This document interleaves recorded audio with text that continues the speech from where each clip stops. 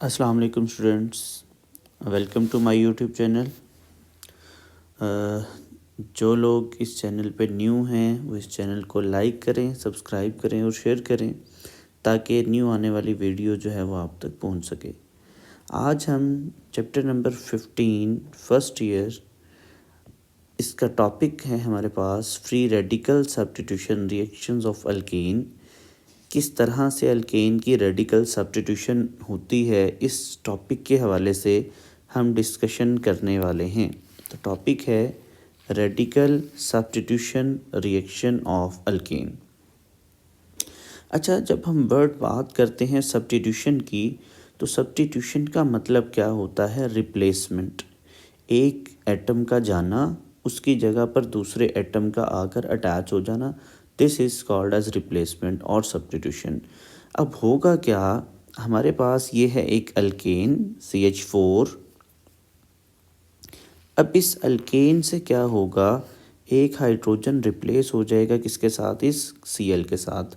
तो यहाँ से हमारे पास जो प्रोडक्ट बनकर आएगी वो बनेगा CH3Cl और ये प्रोडक्ट बन जाएगी HCl। अच्छा, अब इसको अगर हम ओपन करके लिख लें तो इसका मतलब क्या है? आपके पास ये कार्बन 4 हाइड्रोजन के साथ है और यहाँ पे आपके पास क्या है? ये Cl2 है। क्या होगा, आपका एक ये हाइड्रोजन इस क्लोरीन के साथ मिलकर क्या बना देगा? HCl बना देगा। और ये जो दूसरा क्लोरीन है वो इस हाइड्रोजन की जगह पर आकर क्या हो जाएगा? रिप्लेस हो जाएगा और ये प्रोडक्ट आपके पास आकर बन जाती है। This is called as methyl chloride. क्या है? Methyl chloride. और इस रिएक्शन को हम नाम दे देते हैं, ये आपके पास रिएक्शन क्या होता है? Radical substitution reaction. अब दूसरी बात बहुत इम्पॉर्टेंट, ये MCQs भी पूछा जाता है कि जो रेडिकल सब्स्टिट्यूशन रिएक्शंस होते हैं ये आपके पास फोटोकेमिकल रिएक्शंस होते हैं। This is photochemical reaction. Chemical reaction क्योंकि ये वाले रिएक्शंस जो है in the presence of sunlight होते हैं, तो इस वजह से इन रिएक्शंस को क्या कहा जाएगा? Photochemical reaction. और एक और MCQs यहाँ पर, जो इसमें हैलोजन यूज़ होता है, आपके पास ये जो हैलोजन है यूज इन एक्सेस अमाउंट। जो हैलोजन है ये आपके पास इसमें क्या होता है? एक्सेस अमाउंट में यूज़ होता है। तो अभी तक हमने इसका इंट्रोडक्शन देख लिया कि आपके पास रेडिकल सब्स्टिट्यूशन जो है वो क्या होती है। अब अगर हम इसके मैकेनिज़्म की बात करें तो रेडिकल सब्स्टिट्यूशन रिएक्शन जो हमारे पास होता है, इसमें 3 स्टेप्स जो हैं वो आपके पास इन्वॉल्व होते हैं। जो पहला स्टेप इसमें हमारे पास आ जाता है, that is called as initiation. Initiation में का मतलब क्या है कि रिएक्शन किस तरह से स्टार्ट होगा, किस तरह से इनिशिएट होगा। तो यहाँ पर वो बात करता है कि ये रिएक्शन है आपके पास किस तरह से होगा? होमोलिटिक फिशन से होता है। अब व्हाट इज़ होमोलिटिक फिशन, ये हमने डिस्कस किया था कि आपके पास होमोलिटिक फिशन क्या होती है। सपोज अगर ये मेरे पास 2 एटम्स के दरमियान बॉन्ड बना हुआ है, तो होमोलिटिक फिशन क्या होती है कि दोनों एटम्स क्या करते हैं, अपना अपना एक एक इलेक्ट्रॉन जो है, इस क्लोरीन का इलेक्ट्रॉन इसके पास चला जाएगा और इस क्लोरीन का इलेक्ट्रॉन इसके पास चला जाएगा। तो यहाँ पर प्रोडक्ट में हमारे पास क्या बन जाते हैं? ये आपके फ्री रेडिकल्स बन जाते हैं। क्या बन जाते हैं जी? Free radicals. अब ये जो फ्री रेडिकल्स होते हैं ये आपके पास क्या होते हैं? हाईली रिएक्टिव होते हैं। Highly reactive. और इन फ्री रेडिकल्स पे आपके पास क्या होते हैं? ऑड नंबर ऑफ इलेक्ट्रॉन्स होते हैं। ऑड नंबर ऑफ इलेक्ट्रॉन्स होते हैं। और नेक्स्ट अगर हम बात करें कि ये फ्री रेडिकल्स हमारे पास क्या होते हैं? इलेक्ट्रिकली न्यूट्रल होते हैं। इलेक्ट्रिकली न्यूट्रल होते हैं। तो ये फ्री रेडिकल से रिलेटेड आपके MCQs जो है वो पूछे जा सकते हैं। तो सबसे पहला स्टेप हमने देखा क्या है, इनिशिएशन है, जिसमें हमारे पास ये जो फिशन हुई है इसको नाम दिया जाता है होमोलिटिक फिशन, और इस होमोलिटिक फिशन से आपके पास क्या बने हैं, फ्री रेडिकल बने। सेकंड पार्ट जो हमारे पास आता है दैट इज़ प्रोपगेशन, रिएक्शन किस तरह से फर्दर प्रोसीड करेगा। अब यहाँ पर ये जो आपके पास क्लोरीन का फ्री रेडिकल बना है, अब ये क्या होगा, इसका जब मीथेन के साथ रिएक्शन होगा तो मीथेन में CH4 है, तो क्या होगा, इसका एक इलेक्ट्रॉन इसको मिल जाएगा, इसका एक इलेक्ट्रॉन इसको वापस मिल जाएगा। तो यहाँ पर भी हुई होमोलिटिक फिशन, जिसकी वजह से यहाँ पर आपके पास बन जाएगा मीथाइल फ्री रेडिकल। इसको इस फॉर्म में भी लिखा जा सकता है CH3 फ्री रेडिकल। तो आपके पास यहाँ पर इसका फ्री रेडिकल बन जाएगा। अब यहाँ से ये जो हाइड्रोजन का फ्री रेडिकल बना है ये इस क्लोरीन के फ्री रेडिकल के साथ मिलेगा और ये क्या बना देगा, यहाँ पर आपका HCl बना देगा, और यहाँ से आपके पास ये क्या बनकर आ गया, आपका CH3 फ्री रेडिकल बन जाता है। अच्छा, अब ये जो CH3 का फ्री रेडिकल है, अब ये फर्दर क्लोरीन के साथ रिएक्शन करेगा। अब क्लोरीन में फिर क्या होगी, होमोलिटिक फिशन होगी, यहाँ से क्लोरीन का फ्री रेडिकल बनेगा और दूसरा आपके पास ये क्या हो जाएगा, क्लोरीन का फ्री रेडिकल बनेगा। तो अब यहाँ से ये क्लोरीन का फ्री रेडिकल, ये CH3 का फ्री रेडिकल, ये आपस में मिलेंगे और आपके पास बना देंगे CH3Cl, और यहाँ से ये क्लोरीन का फ्री रेडिकल जो है ये सेपरेट हो जाएगा। तो ये स्टेप हमारे पास होता है प्रोपगेशन, जिसमें आपको नज़र आ रहा है रिएक्टेंट में भी एक फ्री रेडिकल है और प्रोडक्ट में भी आपके पास क्या बनता है, एक फ्री रेडिकल बनते हैं।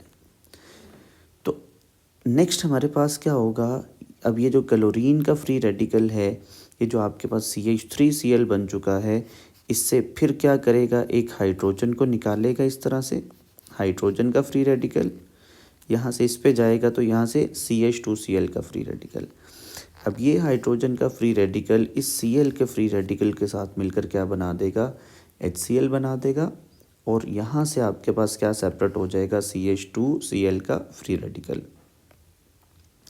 अब ये CH2Cl का फ्री रेडिकल दोबारा क्लोरीन के साथ रिएक्ट करेगा, तो यहाँ से क्लोरीन की फिर क्या हो जाएगी, होमोलिटिक फिशन हो जाएगी, एक इलेक्ट्रॉन इसके पास और एक इलेक्ट्रॉन इसके पास। अब ये क्लोरीन का फ्री रेडिकल इस फ्री रेडिकल के साथ मिलेगा और क्या बना देगा, CH2Cl2। This is called as dichloromethane, dichloromethane. तो रिएक्शन आपके पास ये वाला इस तरह से प्रोपगेट करता जाएगा और आपके पास ये प्रोडक्ट बन जाएगी डाइक्लोरोमीथेन। अब थर्ड स्टेप हमारे पास इसका आ जाता है दैट इज़ टर्मिनेशन, कि रिएक्शन ख़त्म किस तरह से होगा, टर्मिनेट कैसे होगा। तो इसमें क्या होता है, दो फ्री रेडिकल्स आपस में मिलते हैं, क्लोरीन का फ्री रेडिकल, दूसरे क्लोरीन का फ्री रेडिकल, ये आपस में मिलेंगे और आपके पास क्या बना देंगे, Cl2 बना देंगे।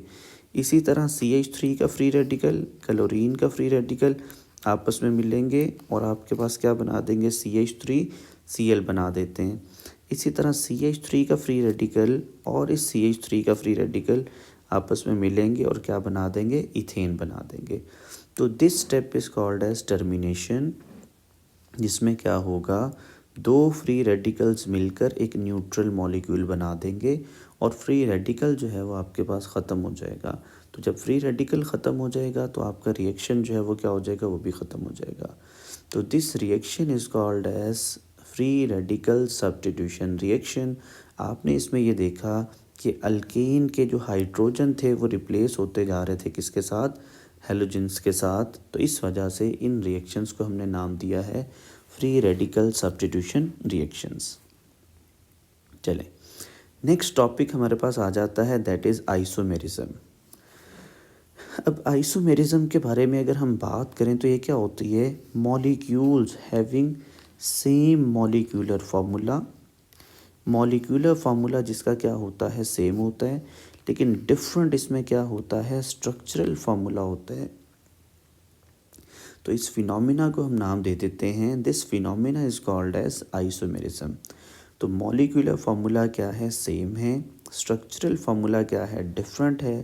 तो इस फिनोमिना को हम नाम दे देते हैं, ये आपके पास क्या होता है, आइसोमेरिज्म होती है। अभी हम एग्जांपल डिस्कस करेंगे।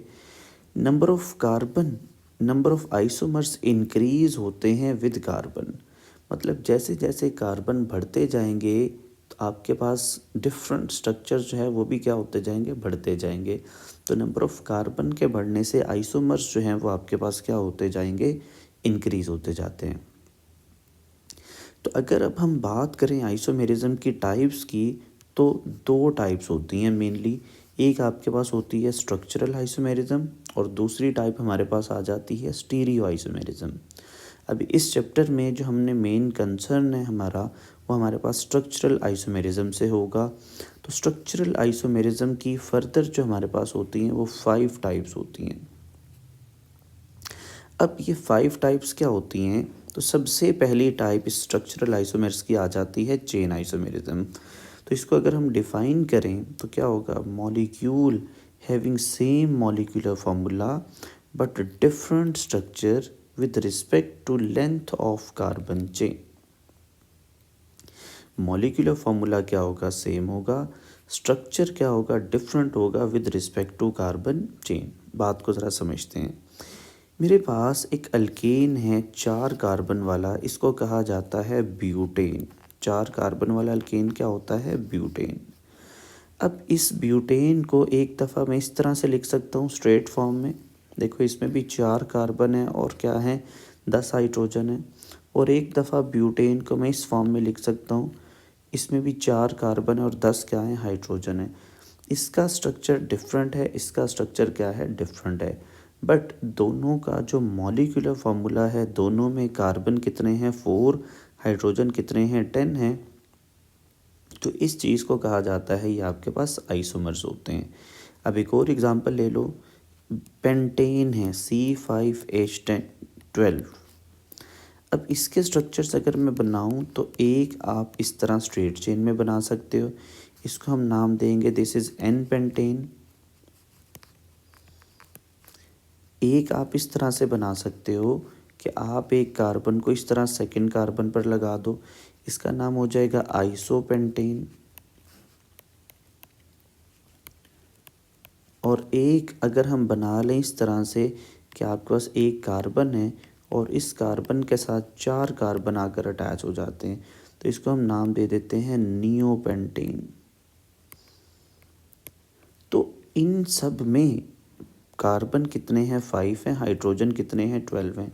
तो ये आपके पास क्या होती है, चेन आइसोमर्स होते हैं। मॉलिक्यूलर फार्मूला सेम है, कार्बन चेन हमारे पास क्या है, सबकी डिफरेंट है।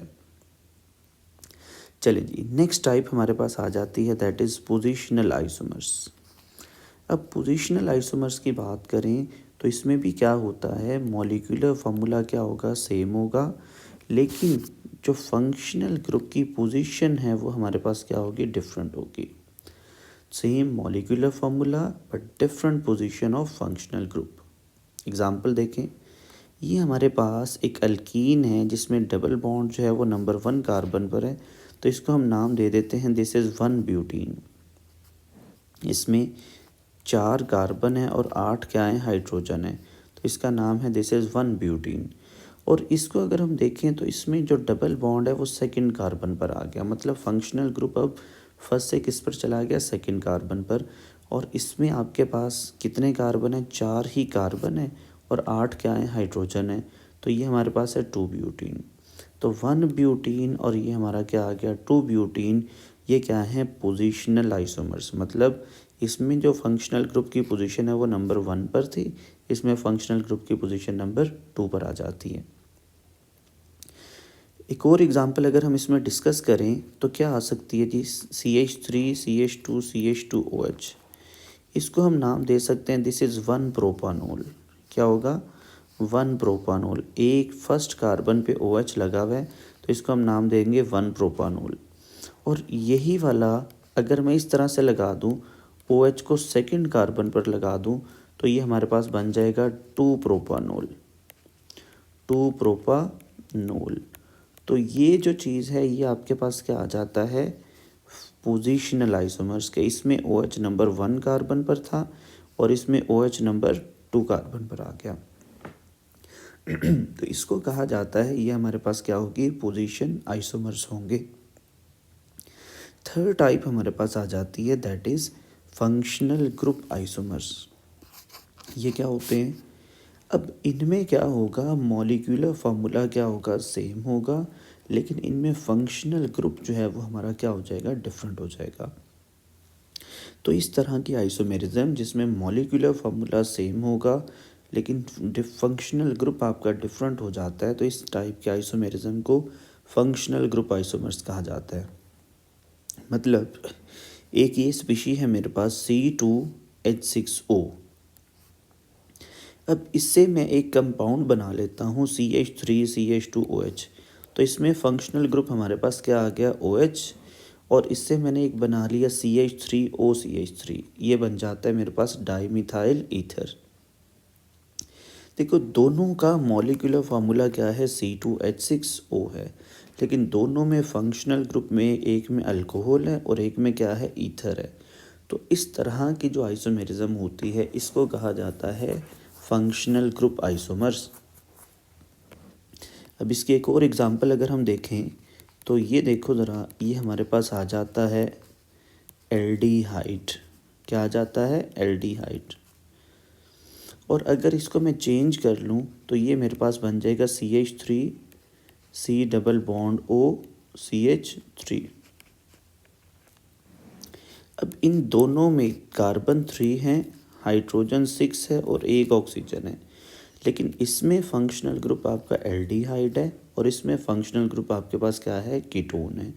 तो इस टाइप की आइसोमेरिज्म को क्या नाम दिया जाता है, फंक्शनल ग्रुप आइसोमर्स कहा जाता है, जिसमें मॉलिक्यूलर फार्मूला क्या होगा, सेम होगा, फंक्शनल ग्रुप क्या होगा, डिफरेंट होगा। फोर्थ टाइप इसमें हमारे पास आ जाती है मेटामेरिज्म। अब मेटामेरिज्म क्या होगा, इसमें भी मॉलिक्यूलर फार्मूला क्या होगा, सेम होगा, लेकिन क्या होगा, अनइक्वल डिस्ट्रीब्यूशन होगी of carbon atom on each side of the functional group. इसका मतलब क्या है, आपके पास ये हमारे पास ना एक ईथर है जिसका नाम है di ethyl ether. This is di ethyl ether. अब इसमें देखो ये ऑक्सीजन है, इसके इस तरफ 2 कार्बन है, इसके इस तरफ क्या है, 2 कार्बन। मेटामर्स हमें क्या कहता है कि आपने देखना है फंक्शनल ग्रुप के दोनों तरफ अनइक्वल डिस्ट्रीब्यूशन। अब मैंने इसको अनइक्वली डिस्ट्रीब्यूट कर दिया, इसके एक तरफ 1 कार्बन आ गया और एक तरफ क्या आ गए, 3 कार्बन आ गए।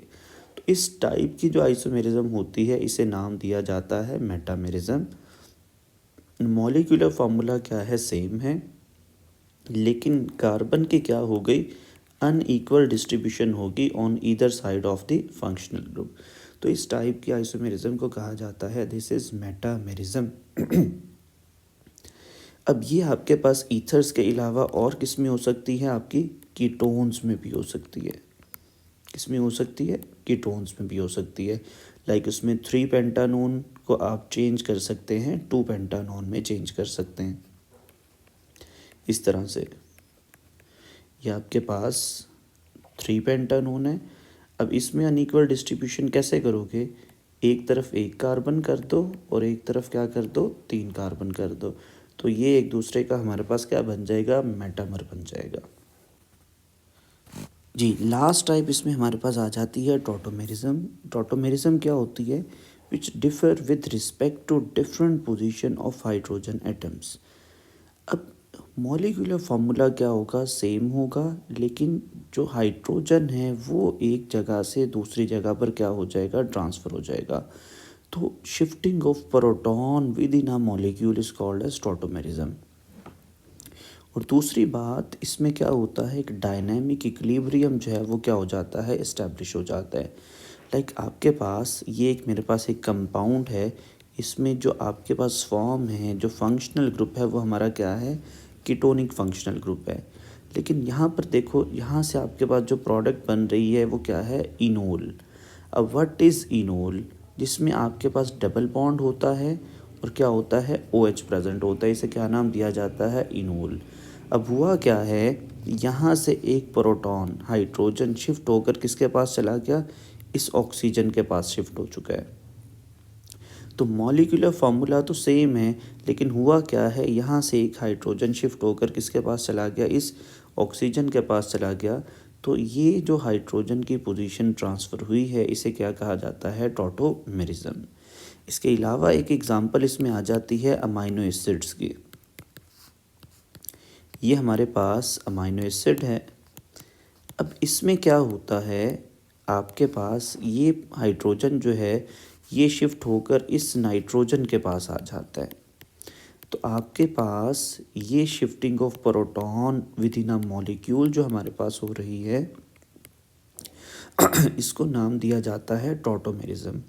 और इससे जो ये प्रोडक्ट बनकर आई है इसे नाम दिया जाता है ज़्वीटर-आइन।